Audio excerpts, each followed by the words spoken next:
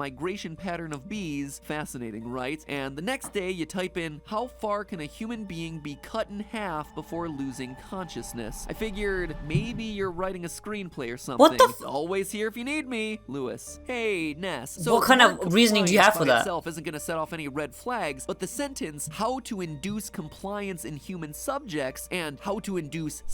This bitch is crazy.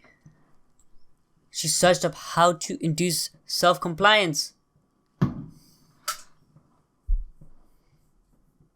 Vanessa, you need to fire this bitch, alright? She's crazy. She's gonna stab you when you're sleeping, alright? A FNAF game theory, alright? I mean, the title speaks for itself, okay? It's FNAF game theory. I had to react to it, alright? Apparently there's a big twist.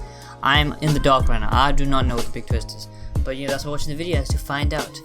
And let's get to the video, alright? 3, 2, 1, let's get it. More FNAF. FNAF Security Breach got its first trailer out during a PlayStation 5 announcement event, and man, does this new game look incredible. Gregory, your friends are worried about you. Long gone are the days of just looking at static-filled still image camera feeds, my friends. And 3D movement. Can I just say how cool it is to see an indie franchise started by one man working at Dollar General rise to the point that it's now getting a spotlight alongside time-honored franchises like Final Fantasy and God of War, and not only getting spotlight alongside them, getting more views than nearly everything else in that showcase. That's awesome. Well done, Scott. Really well deserved. Now, based on the trailer, it looks like we'll be trapped inside of a Freddy Fazbear's Pizzaplex, playing a life-or-death game of hide-and-seek against a killer. And it's that killer, Vanny, that I really want to dive into today. She's teased twice in the trailer. Once via a bunny-shaped shadow in the opening sequence, and again as the final jump scare. Now, we've suspected for a while that she's coming, via teaser images on Scott's website, merch leaks, Easter eggs hidden throughout FNAF VR, all things that I've covered before in past theories. But the thing I wanted to look closer at today is her backstory and her relationship to Glitchtrap. Because even though this game hasn't come out yet, and we honestly don't know when it's coming out, we do already know a ton about this new character. In fact, true to Scott's style of storytelling, dangerous, we probably won't get murderous much intent. Of a backstory for Vanny in this new game. I don't know if you've noticed this about Scott's games, but important story bits tend to happen around the games rather than in the games. Let me explain with an example. In Sister Location, we end with Baby being a part of Ennard. And if you get the super secret ending, you see that she gets puked up into a sewer. Fast forward to FNAF 6, and they're suddenly two separate entities again, Scrap Baby and Molten Freddy. To 99.9% of the players, you would have no idea how or why that would have happened. And I can't blame them, because the only way you would know that Baby got voted out of the Ennard tribe was via the source code on Scott's website, as well as a separate standalone site, FNAFworld.com. How would you even know about that if you just let me check this. Let me inspect the elements and the thing of is, this page. I think Vanny is already getting treated this same way. The information about her, what is now getting her to kill, the big twist reveal about Vanny's true nature has already been laid out for us if you're paying attention to all parts of the FNAF universe. I have no money. If, unlike me, you don't have time to keep track of the 12 games, 9 books, dozens of ports, hundreds of toys, and a moon-faced animatronic and a pizza tree, well, that's why I'm here. Because all the pieces are out there in heavy place information, for us, and now we're going to be compiles putting them it back together to understand the true backstory of Vanny, the Killer Bunny. Purple Guy 2.0 Bunny. Before Security No, I didn't think that was a bunny yet. Recently, Bunny got some competition. FNAF Help Wanted got itself a mobile port. Big Bunny whoop, right? MVP, We've already seen this game 2 other times before. Once in VR, and again in a flat console port. I can't imagine playing this in VR. Oh my god, that'd be so scary. Game of the franchise, but still, Scott, you ain't getting me to buy this for a third time.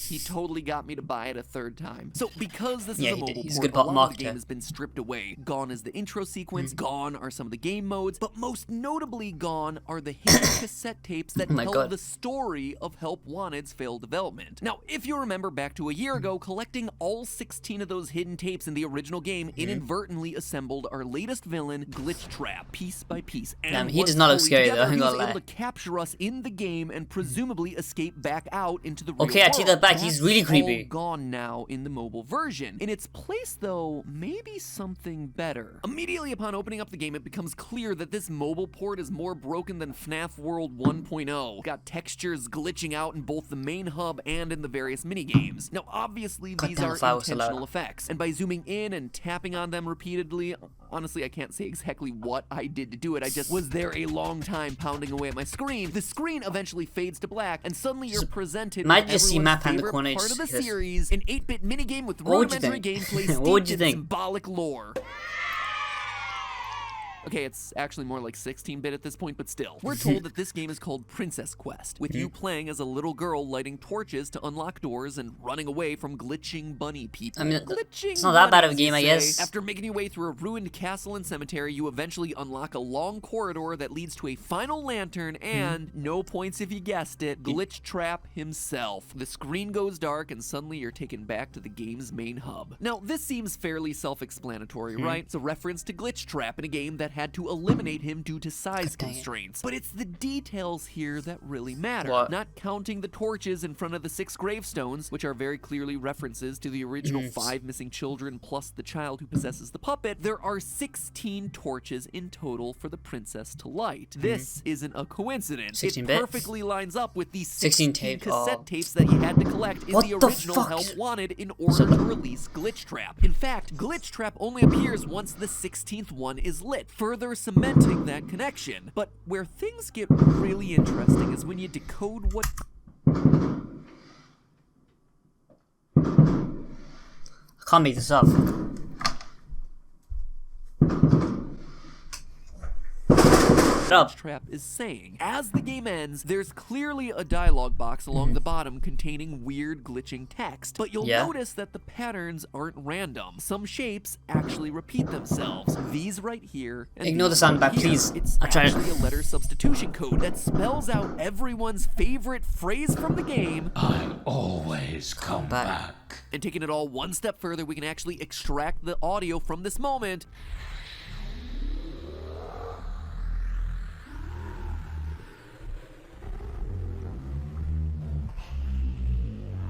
What's that meant to be?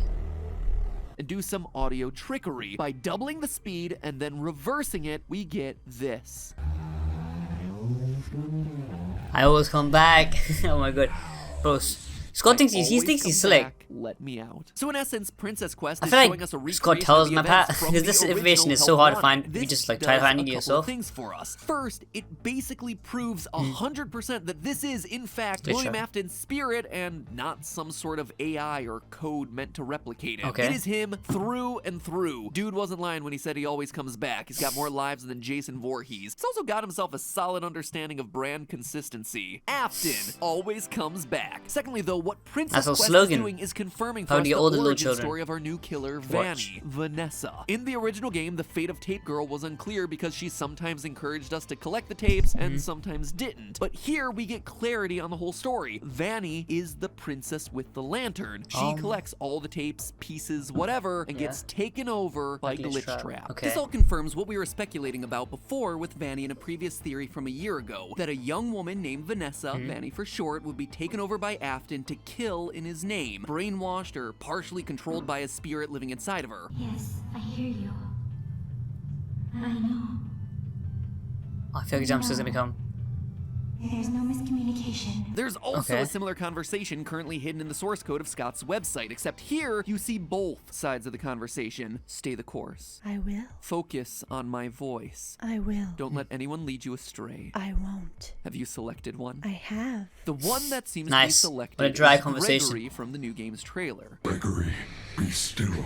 I think she's found us. So, is that it? Just a recap of a lot of information we already knew? Are we just left to speculate about the rest until Security Breach finally comes out? Well, no. No, you see, you know in Matpat the doesn't leave last shit out year, like that. There's been one final source of information about Vanny, and it's a big one. A game that I've largely ignored up until now, FNAF's augmented reality game, Special Delivery. If you haven't heard about this one, basically the concept is that animatronics get shipped to your home so you'll have yourself some new friends. 'Cause Oh let's yeah, be that honest, sounds fighting fun. for your life against a malfunctioning robot is probably still better than trying to hold a normal conversation with a living, breathing human being. I think I've been dancing around this one just because the possible canonicity of characters like Shamrock Freddy, Liberty Chica, and Clown Springtrap makes me have a nervous breakdown. But questionable lore implications of flamethrower bear endo aside, this game has been seeding us more info over the entire last year about the history of Vanny and Glitch Trap, and it It requires us to do one of the scariest tasks any FNAF game has ever required. What?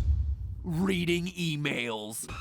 Oh my goodness. You see, the game will Guys, occasionally share what the you on emails reading that emails? aren't intended Nah, you can for your jump skip eyes. me all you On want, but one not side, reading we have ourselves emails. the story of a company working on behalf of I've looked at that one Fazbear email, Entertainment to but it was horrible. disassemble old animatronics and scan their circuit boards into their computer system. And Yeah? just like Tape Girl warned us about back in FNAF VR, this causes a virus to spread through the system. Quote from those emails, Try turns pirating them, out didn't that you? wasn't a glitch. We released a virus when we scanned that last circuit board. It's spreading really fast. We're gonna need all hands on deck. New email. Download some super Hey, anti Jim, spyware and just malware checking just get rid of in. that. I Get rid of emailed it. you earlier this week about a virus caused by one of your circuit boards, which is currently spreading throughout our system and causing serious problems. Please contact me ASAP. Thanks, best, Steve. So that is our Glitch Trap origin story. And to me, it's especially interesting because I think it helps explain something that dates all the way back to FNAF 3. What? Recently in the series, we've learned that the FNAF games are canon in the games.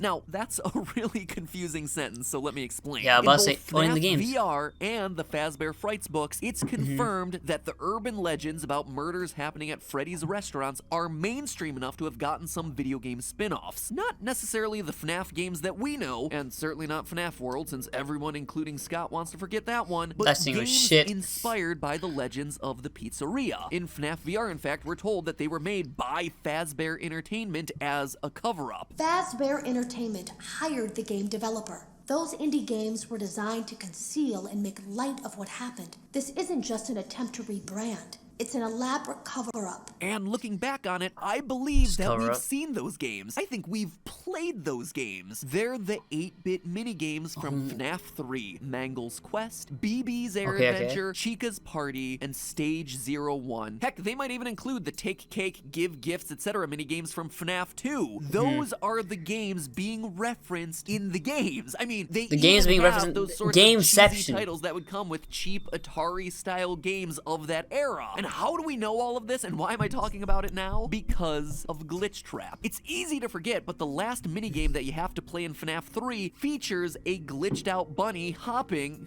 I didn't even mean to put the pun there, hopping between the various minigames. This is the first appearance of Glitch Glitch Trap. Trap. He's glitching. It's Afton's spirit trapped inside the circuit boards of these retro games looking for an escape. An escape that doesn't actually get realized until he's scanned into a new modern computer system meant to produce FNAF VR. Now, admittedly, this is a bit confusing That is when really it comes to the confusing. timeline. A soul We know stuck Freddy in a Fazbear's freaking Pizza was circuit. founded in 1983, Then- as we I'm so see from the confused, I'm VR baffled. coins in Help Wanted. In FNAF Baffled 1, is confused Phone as Guy well, by the way. tells us that the animatronics have been around for 20 years. 20 years. That puts FNAF 1 in 2003, not 1993 like I previously thought. And based on the official description for FNAF 3, Fazbear's Fright and the discovery of Springtrap all happened 30 years after the closure of Freddy's, making that one roughly 2033. Now, we have no idea when and how Afton got a piece of his soul into the circuit board. Yeah, I was about to say, how the hell Probably did he in do his that? Extreme agony at getting spring locked. But if this company is literally opening animatronic suits sent from Fazbear Entertainment and scanning the boards as implied by the emails, are we assuming that they opened up the Springtrap suit, completely ignored the dead body inside, and scanned it? Just doesn't seem likely to me. Is Let's see what we have here. Fazbear Oh, Entertainment a second rescuing one. the board Nice. after Oh, a he was decaying burned to body. death in FNAF 6? It's just odd. This is why I don't like to talk timeline with this series anymore. To me, the simplest solution here is that William Afton's soul is just in multiple places at once, split like a Harry Potter Horcrux, only instead of swords and scars, he's split between suits and circuit boards. And It's weird how one that's of the those simplest iterations explanation. is Glitch Trap, stuck in the various games codes until he's eventually released. But rewinding all the way back to FNAF Special Delivery, there's a separate and related story happening in the secret inbox between Lewis and his fellow employee, Ness. Ness, as in Vanessa. Yeah, boss, yeah. It's Vanny again, my friends. Here we see a series of emails where Ness is acting weird, and Lewis, the IT guy, is honestly acting weirder because he's creeping on Ness. Here's a few highlights from these emails. Hey Ness, it's no big deal, but I wanted to reach out off the File was radar pissing me and off. remind you about the company policy about personal internet usage. Certain words and phrases trigger red flag reports, so your last order got automatically sent to me. Basically, anything mentioning torture is gonna raise the alarm. Why'd If you have write any torture questions in your about the policy, let me know. We could even get coffee or something and go over all the words to avoid. And now I've raised my own red flag. Good thing I'm the one who gets the notification. Smiley, Lewis. Hey Ness, Trying to be smooth with you're it. doing okay. I appreciate your taking my advice about red flag search terms. If I thought I'd have to file an incident report on you, I think I'd just have to quit instead. I was a little worried maybe something is going on with you. One day you're researching flowers and the migration pattern of bees. Fascinating, right? And the next day you type in, how far can a human being be cut in half before losing consciousness? I figured maybe you're writing a screenplay or something. What the Always here if you need me. Lewis. Hey, Ness. So What kind of word reasoning do you have for compliance by that? itself isn't going to set off any red flags, but the sentence, how to induce compliance in human subjects and how to induce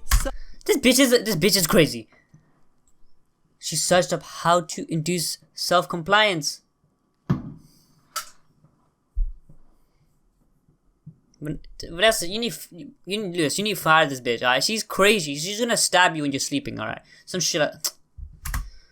self-compliance did actually get my attention. I think the answer might involve chocolate chip cookies. Always works for me. Yeah, I don't think that's what she also thought it was meant. strange that these were immediately followed by searches that couldn't possibly have any relevant answers for you. Did you search for help by itself? Anyway, my offer still stands if you want to go over the company policy. I'm free any day after work. Alright, Lewis, We calm your could ass down. grab dinner or coffee if you want. Nah, Lewis. you can grab oh, Lewis, the door when you out. say stuff like that, it makes me A sad panda. But HR violations aside, these conversations tell us a lot about Vanny's mental state. She is sharing control of herself with Glitchtrap. That's why we Oh. get references to her searching Help. the internet for help. It's part of her psyche crying out for anything. Anyone who can save her. Anything that'll provide an escape. It's also why it's so important that Lewis calls out the searches for inducing compliance in human subjects and inducing self-compliance. That is Glitchtrap, searching for a way to gain complete control over Vanny, over her psyche. This further confirms something that we talked about in my last theory on Vanny. In that episode, we talked about how she's a reluctant follower, that Afton isn't in complete control. On Scott's Voices.com page, where he tends to hire out actors for the various vocal roles in the game, Vanny's listing was for a character named Reluctant Follower. So this woman is clearly a devotee, brainwashed or controlled by Afton to an extent, but a part of her is actively fighting back, hesitant to do what he asks, he doesn't have which complete makes control. me think that in Security Breach, we may be able to save or redeem her. In Hey. fact, knowing that may help us out with the game. Save Vanessa. Maybe Hopefully it's she a doesn't secret or fully a true transform into the ending condition. evil That, boss. my friends, is what I believe to be the big twist that awaits us in Security Breach.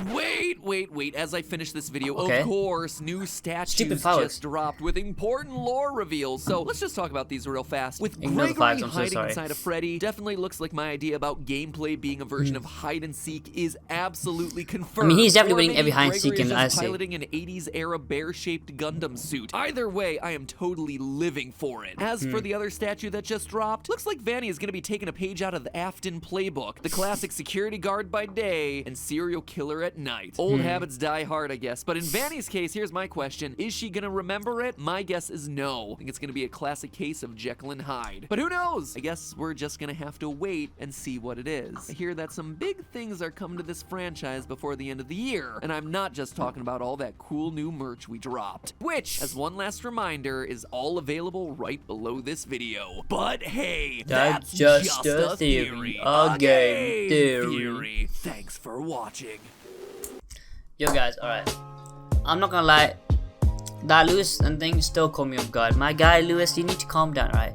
She clearly doesn't want you, alright? Just calm your tits, alright? And Vanessa, honestly, if I didn't know that you were, being possessed by the dude, I forgot his name. How's happening? Not from Glitchtrap. If I knew that, alright? If I didn't know that, sorry, I'd be like, what the hell is wrong with you? Searching up how to induce pain for compliance. How about how to fire a very psychopathic freaking employee? Exactly. It's crazy. Lewis is just a porn dog. If you guys enjoyed the video, hit the like button, subscribe to the channel, and I'll see you guys in the next video. Peace.